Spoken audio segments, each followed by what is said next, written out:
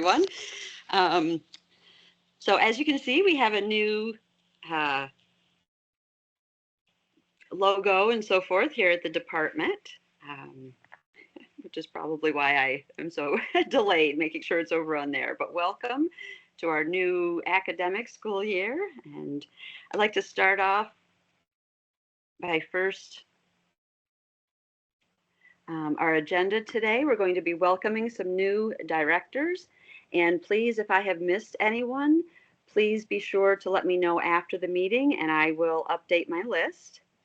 We're going to show you the list of send out some kudos to our educational interpreters who are spending a week at the South Carolina Educational Interpreting Center from Sunday through Thursday. Overnight and all, so that they can work on professional development, improve their skills. Then we have Basque to make some announcements, Skippy making announcements. Lisa McClimate will talk about indicators 9 and 10, and then Katie Heiss for Ed Plan SC.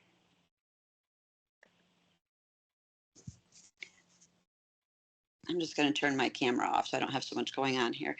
So first, there is our list. Welcome to our new directors from Abbeville down to Union.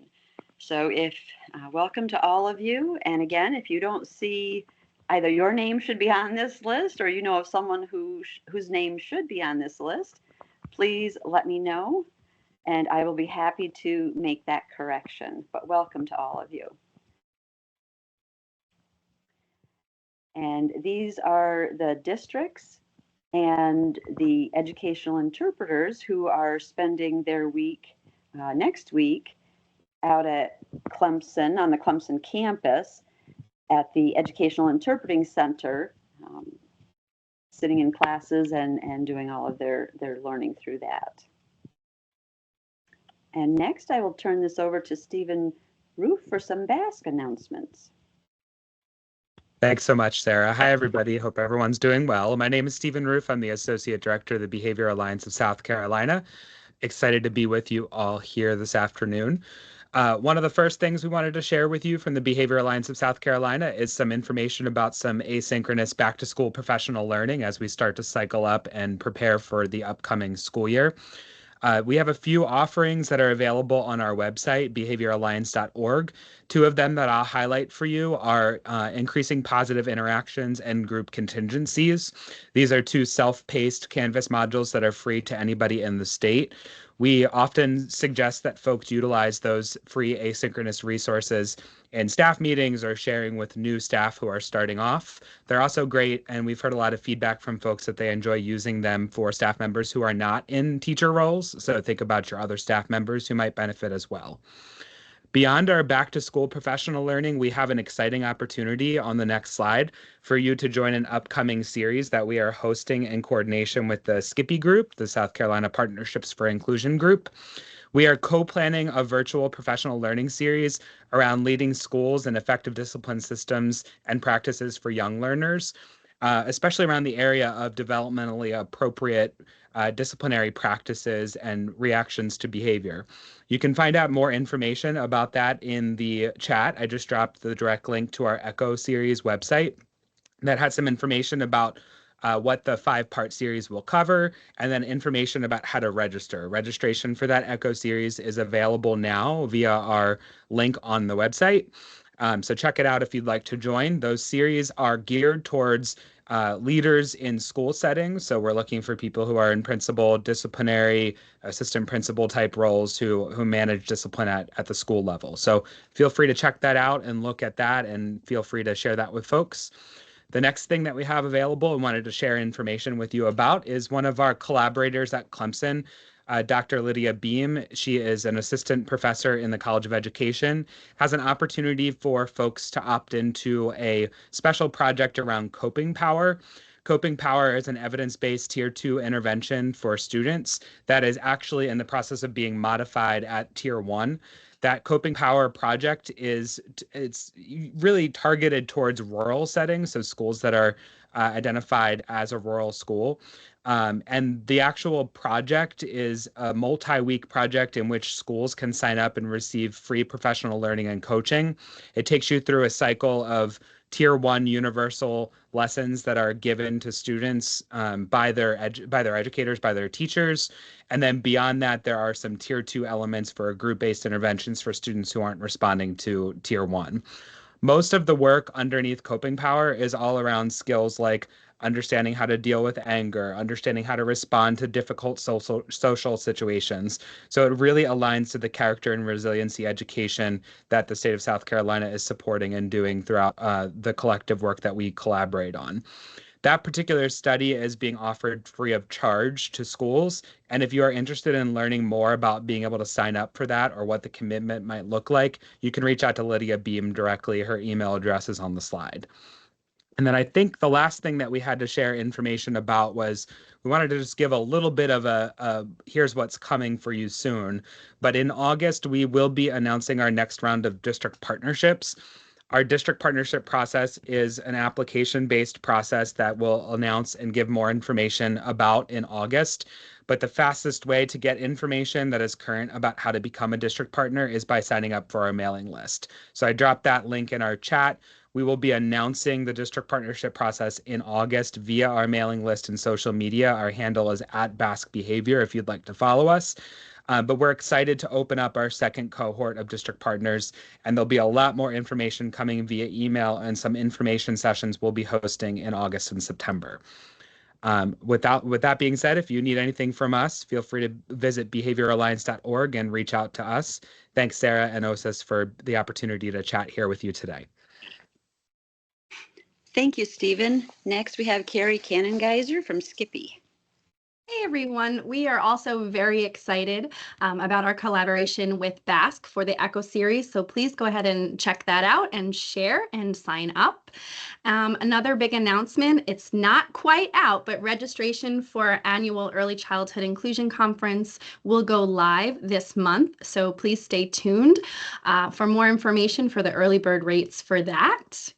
We are also, if you'll go to the next slide, our evidence-based practices in action back to preschool module series. This is another asynchronous e-learning opportunity, and our team has revamped this for this current school year. This is a great opportunity to help prepare your classroom educators and your coaches for the new school year, and we're happy to help you think through how you might want to use this series. There's a variety of different ways. You can go ahead and scan that QR code and go ahead to sign up to get access to that. And the last announcement that we have, if you are a community of practice member for building collaborative early childhood partnerships, our next meeting is on Monday, July 29th at 1. So you should have received an email and you'll receive another reminder. And we'll also hope to see all of you next week at Summer University. Please connect with us if you have any questions. Thanks, everyone. Thank you, Carrie. Next, Lisa McClymont to talk to us about indicators 9 and 10. Yeah, thanks, Sarah. Well, I don't have pretty slides, but anyway, hopefully better pretty news or good news. So we are changing our process a little bit for indicator 9 and 10. So disproportionate representation. So everybody will be getting a letter this week. And so beginning with this current data review, that fiscal year 23, this was the data information you got from Carolyn and data in May. This will be the first year of moving to a 3-year process, and hopefully this is going to be very helpful for the districts. So the first time you meet the threshold of 2.5 or higher for indicator 9 or 10, you're just going to receive a notification letter, just an alert. No further action required that first year you meet the threshold. The second year that your LEA would meet the threshold for or higher for the same race, ethnicity for indicator 9 and the same race, ethnicity, and disability category for indicator 10, you'll receive a notification again that you met the threshold for 2 consecutive years. This is just a caution letter. with recommendations and some options for professional development if you would choose to do so. So year one, you meet the threshold. Year two, there's nothing that you're going to have to do for us. Year three, next slide, Sarah. For the third consecutive year that you would meet the threshold for the same race, ethnicity, or disability category, you're going to receive notification that you met that threshold for 3 years. And then OSIS will conduct a file review, and OSIS will review your policies and procedures. We'll have a team that will do that. And the same as usual, if we would find any non-compliance, your district would have to correct that non-compliance. Very rarely do we have districts that meet that threshold 3 years in a row. So hopefully this is going to be a helpful process. If an LEA meets the threshold this year and does not meet the threshold next year, and then you meet the threshold the following year, that's a 1 year, you would get that first year notification because, you met the threshold has to be consecutive.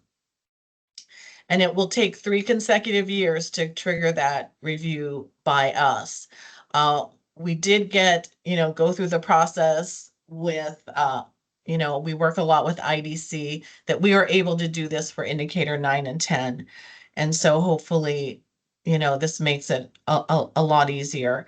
We were not able to, OSIP does not allow us to do the 3-year process for 4AB. So at the end of June, if you met the threshold for 4A and B, you did get that letter and you do have to do the self-review of policies, the self-review for files. We did try to make it easier on the self-review of policies and procedures. The first question is, have we reviewed your policies and procedures in the last 3 years? And if we did, if there were no changes, that should have been the end of your, and you should have been able to hit submit. If we haven't reviewed them before, then you would need to review them. But if we've already reviewed them, you won't be having to review them again for 4A and B because we have record of your review from the last several years. So hopefully that's going to make things easier. And if you have any questions, concerns, just give me a shout out and I will help in any way I can. Thanks, Sarah. Thank you, Lisa. And then next up is Katie Heiss. All right. For some of you, long time no see. This is Ed Plan Day. That's what I like to call it. So lots going on, lots of moving parts. It's finally here. What we've been, I've been working on since October. Some of you working on even longer than that is getting ready for this launch. And so Ed Plan SC officially launched yesterday. And I can't thank you enough for all your hard work and efforts to getting us to this point. I know it's a little bit of a roller coaster ride that you've taken with me, and so we've had ups and downs, and so we know that everything isn't perfect. We're working hard, very hard to figure out all the kinks and get everything situated so that it's as smooth as can be. Yesterday was a busy day. 861 people logged in. 305 events were created. So not only are people trying to log in and see what it looks like, they're actually doing things in the system on day one. And you could tell with that 3,722 documents created. And I almost put up there my 220 emails that I answered yesterday. So I was laughing at myself. But so I know your questions are coming through and lots of questions. And I am working on getting you responses today in between meetings. So I know we have some people who couldn't get logged in, issues with PowerSchool. So we'll talk a little bit about that also during this time. But a lot of you probably did attend the office hours, so you have some of this information already. Okay, go ahead, Sarah. Okay, so what is in your system? So this slide might look familiar because it used to say what to expect on launch date, and now it says what is in your system. And so there was still a few districts that reached out and said, we can't find the PDFs. And so I just want to clarify again, what came over, what you're seeing is essentially dates and words. So the goals are in there to do progress reports. The IEP dates to say, when the new IEP needs to be done by, those pieces are there. COAST came through as well. So then go ahead and go to the next slide. Sorry, my phone rang and I think I just hung up on somebody. If you were calling me, I'm sorry, I think I just hung up on you. All right, so EdPlan SC resource information. So I did get a question about where is some of this stuff located. So I just want to say it again, in case you didn't catch this. The webinar recording links are located in the dashboard of the training site. So scroll all the way down, Train the Trainer Toolkit. You'll see ones for the webinar recording links, and then you'll also see for the office hours are there as well. So there's a lot of resources that are in there. I don't know how to work the phone. So then this is good. Does anybody have any questions about this resource information and where this is located? Where you're seeing this? Okay. And next slide, Sarah.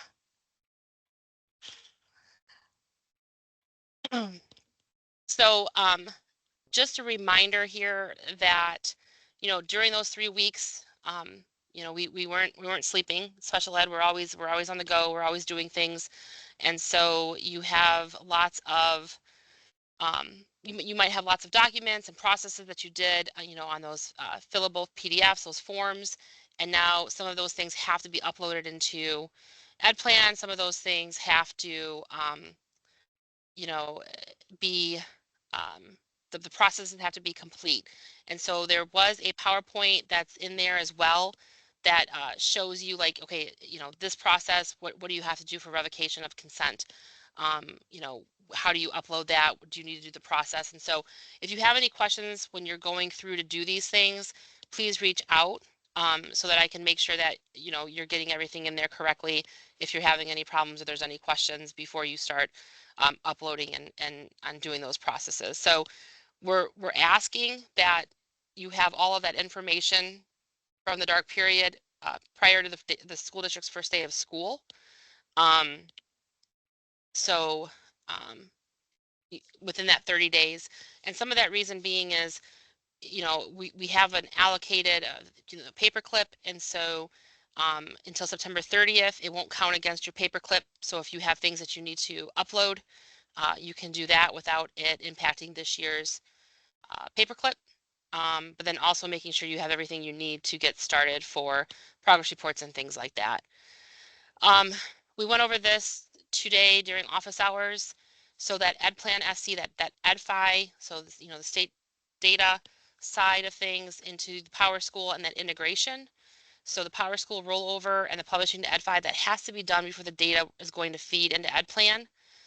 They're looking at staggering this out, and we talked about that on the call, turning it on for districts that are ready by the end of the week. So it should be happening soon. We just don't have an exact date as to when it's going to happen, as I know our PowerSchool side of the house is working diligently on getting all the districts ready for the rollover and then publishing, so that this information then will be turned back on. So the feed will be turned back on in EdPlan SC, and that it'll refresh the system. Okay, so we've gotten a lot of emails about the student information not being not being correct. The students in second grade, it's still showing first grade, but in PowerSchool it's showing first grade. It's just because that feed is not active in EdPlan right now, as we're waiting for school districts to finish their publishing and their rollover. Okay, next slide, Lara.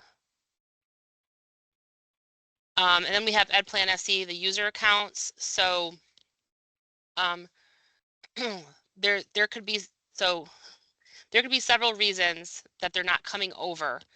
And we talked about this on the office hours, but creating manual accounts that really should be done for those employees that are contracted by the district and are not district employees. However, we know that with the PowerSchool feed not being, active, and with some of our power users not coming over through EdPlan, through the PowerSchool feed, and what has to happen is that has to be corrected in PowerSchool, and then they'll appear.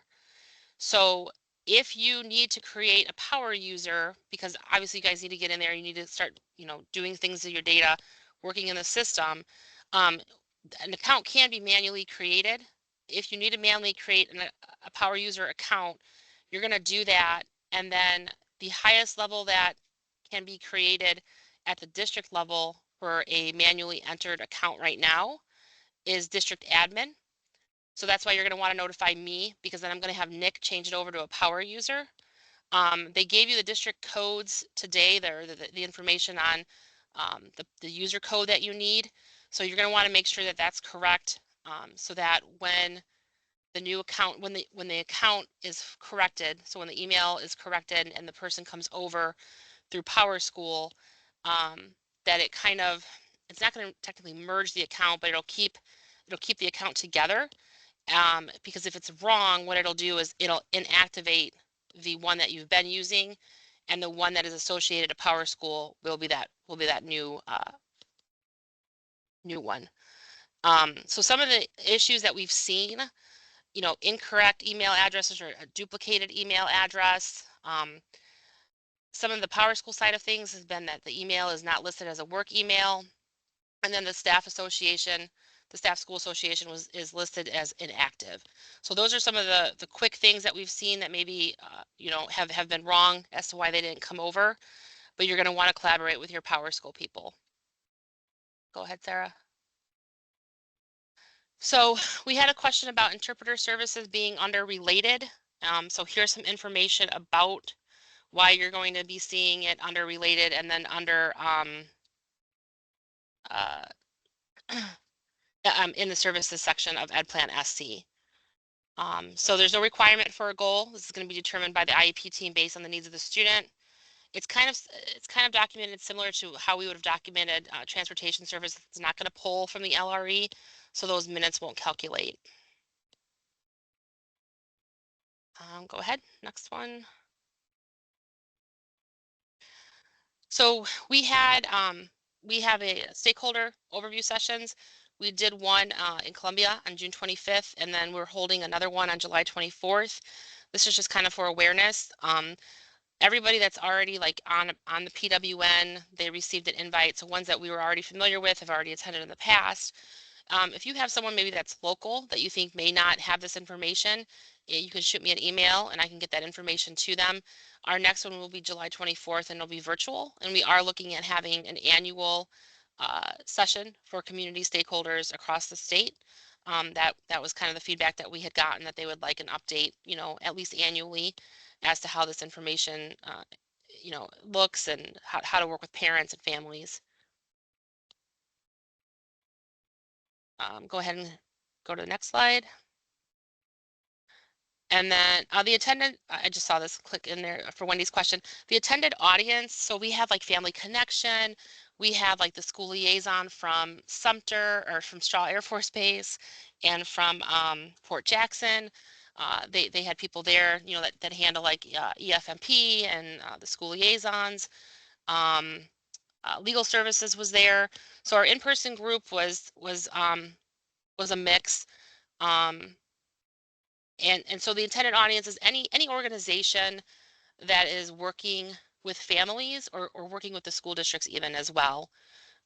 So if you have somebody and you're not sure if they should, you could send the information my way, and then I'll have Cheryl look at it and reach out to them. Cheryl Fitz has been helping us coordinate the organizations that have been attending. So the next thing, just again for your awareness, is that EdPlan University training site, and I keep calling it Enrich University, but it is not. So EdPlan SC University, the training site is live. It has launched as well, and I just wanted you to know the following colleges and universities received a site. They are going to be having training also at the end of the month on being power users over there in their systems. But this is a great collaboration with these colleges and universities that will help prepare, hopefully, students that will be employed in your districts, and that they'll have some knowledge of the system and how to use it when they come to you. So just some information that I thought you would like to have. And that's it. If you want to do the next slide. If you have questions, I don't think anybody on here doesn't have my email and maybe hasn't used my email yet. So, but you know, if you have questions, just email me. I will get out the information as soon as possible back to you. And then I think we had some questions in the chat. Yeah, there's a few questions. One was wondering whether they could move the training toolkit into, I guess it would be the production side or production the site, yep. active side. Yeah, I'll talk to Phil and Nick about getting that moved over. And not moved over. We'll probably leave it in both. Might leave it in both areas for a little while till everybody's comfortable. Like, because some people still don't have access to the system. That way, if they need to go back and get the stuff, they can. So I'll talk to Phil and Nick about that. Yeah, and then the other question was from Angie, and it's just something we need to look back at the consent for services form. I know we had some changes to the language in that, and I'm not sure that one of our changes took hold. So we need to look back. But I appreciate Angie you pointing that out. So it has to do with the consent for services and the way it's worded as to what the parent is consenting to. Okay, I'll look at that. And as we go through, you know, there was configuration changes. If you're seeing something and you're like, this doesn't look right, or I don't, you know, send that information to me. So if it's a question like that, or it's a question about adding a service or a goal area, that kind of stuff is going to come to me. And then you know, I can't finalize my IEP, or I'm missing this student, that those kinds of things are going to go to Zendesk. So making sure that, you know, you're utilizing Zendesk, and then if you're having an issue, or you're not, you know, something's not as receptive as you need it to be, you can always email me so I can see what's going on as well. I have access to the tickets.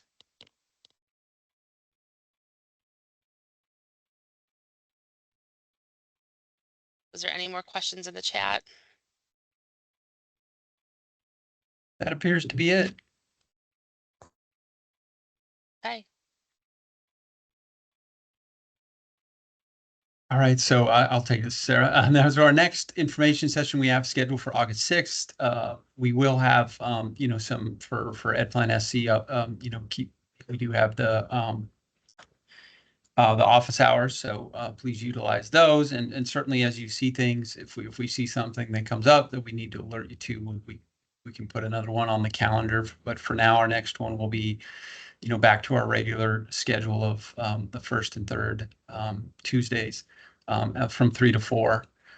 We know there's a lot going on. We know you guys have a lot going on. We really appreciate everything you do. You know, it's been a roller coaster for us too, switching, you know, environments in case you guys take a trip out to the farmers market here and see our new home. But that's been a lot, just getting everything working. But we know you guys have a lot going on too. New school sites, new IEP systems. So we appreciate everything you do, and you know, please let us know if you come across any issues, and we'll try to address them as soon as we can. Thank you for your time.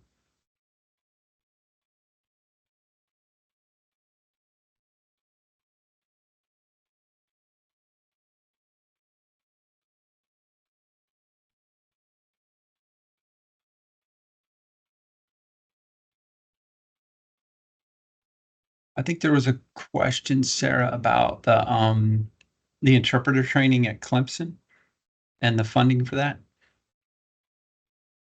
Yes, I just saw that. Thank you, Peter.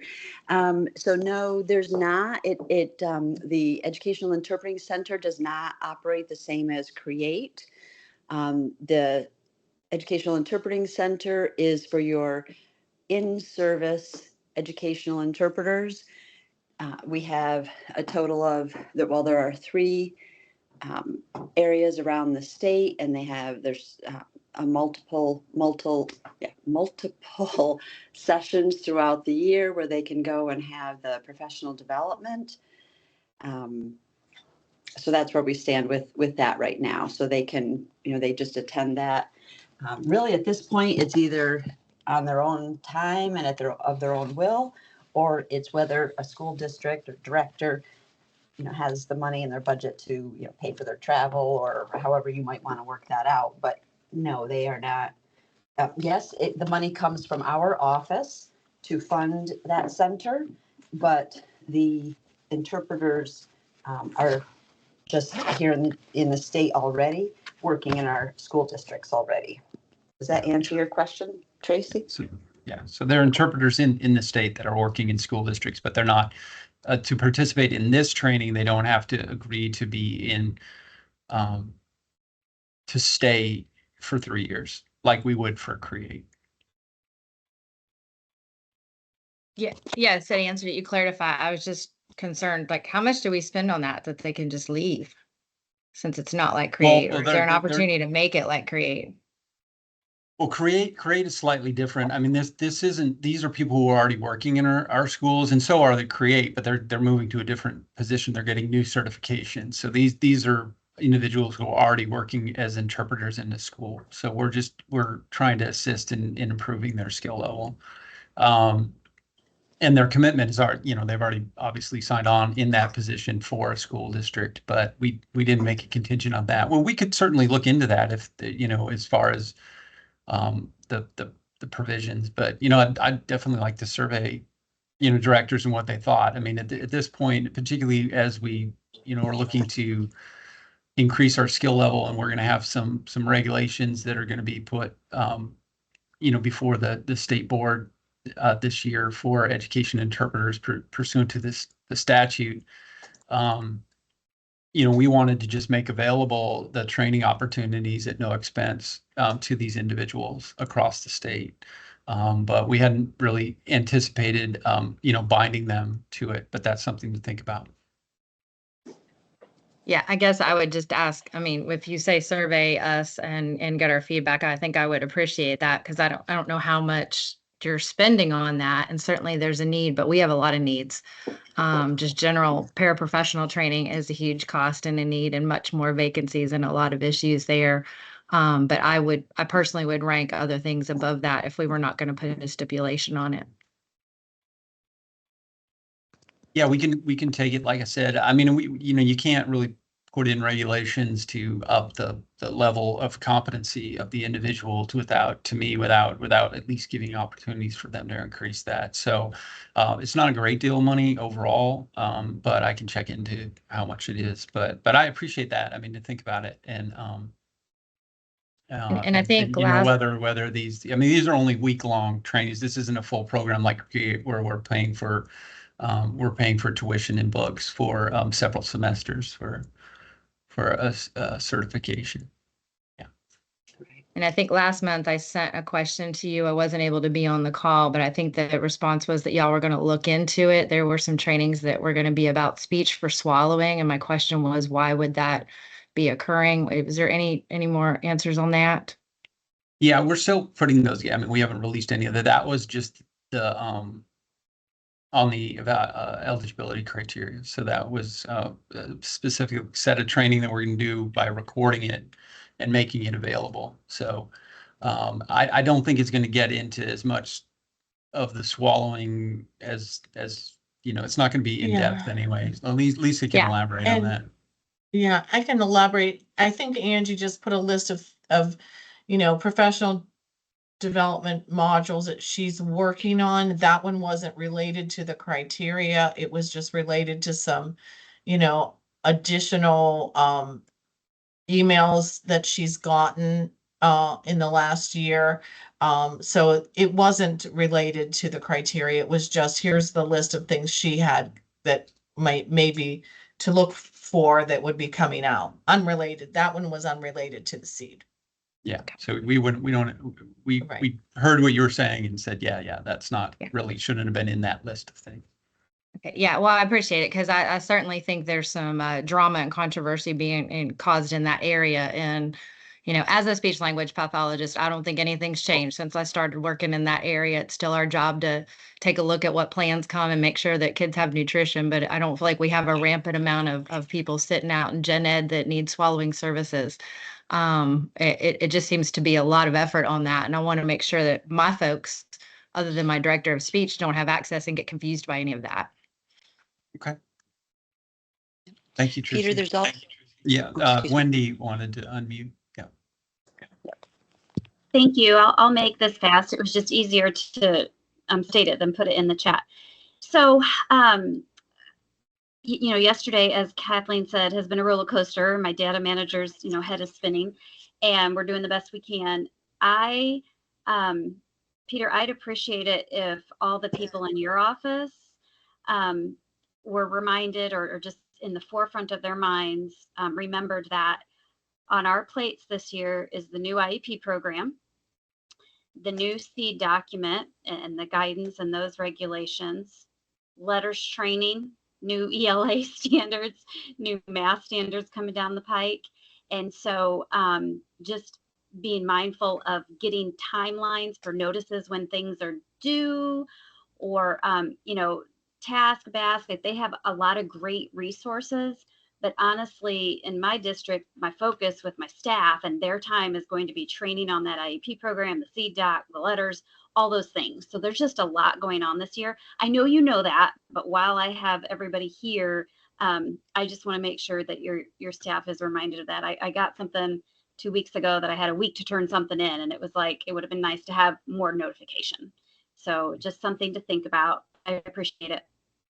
No, I appreciate that, Wendy. That we know there's a lot, and like I said, it is truly sincere that for all you guys do, and there's a lot going on in special ed right now. I mean, and some of these things are great, but it's just the timing was such, it all hit at the same time, and so that's a point well taken. And we are trying to, do what we can to make the process as easy as we can. I mean, we do think about that every time, but I'll reiterate it. But we do on a regular basis, just thinking about the districts and what kind of impact, it will make on you guys, because we know your time is stretched.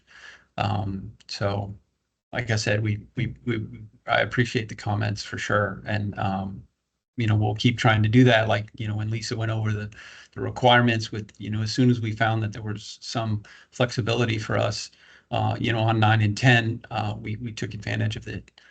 Significant disproportionality the same way. So, those are all dictated by the federal government. So once we're able to find out from them and work with the technical assistance agencies and craft something that can give you guys a little bit more of a breather, we try to do that. And even with our determinations, as we updated those and got those into place, the first year we only had meets requirements and needs assistance, and so it was, a year to kind of give a reprieve. So we try it where we can to provide a little bit of notice in advance and time to look at things. And we've reinstalled the ability for you guys to look at your data before determinations are made and let us know if anything needs to be adjusted. And so we'll continue that practice so that, when the determinations come out, you've had the data for some time.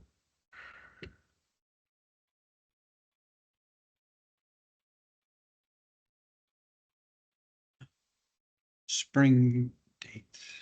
Sorry for, at this point, we're looking at potential fall admin dates. We've looked at the composite calendars around the state, and it's been a little bit hard to pin down and get locations for it.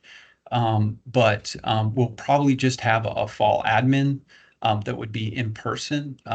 What we are contemplating now, and we certainly would welcome your feedback on, was to have kind of a virtual pre-session, and then have a one-day event in the fall in person, because it seems like it's hard for people to carve out much more time than that we've have it. So we do not have the dates yet for those.